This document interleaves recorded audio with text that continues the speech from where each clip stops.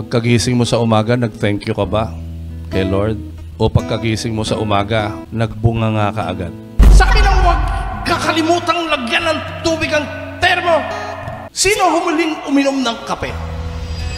Alam niyo po, palagi kong sinasabi, at kahit sa sarili ko, Lord, kinakansela ko lahat ng negatibo. Hindi ko po sana makita ang mga negatibo.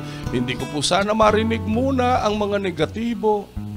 At tulungan mo po ako na itong umagang ito, puro thank you lang ang sasabihin ko. May mga pagkakataon may negatibo. Kaya sasabihin, Lord, thank you. Napakaagang negatibo.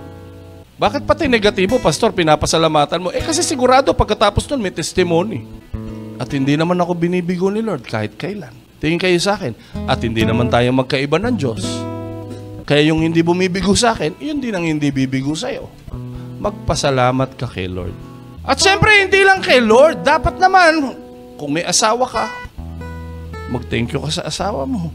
Kung may anak ka, mag-thank you ka rin sa anak mo. Kung may ginawa, kahit walang ginagawa. Kung nakakainis yung anak mo, nak, thank you ah. Bakit po? Ikaw ang nagpapatibay ng aking pananampalataya.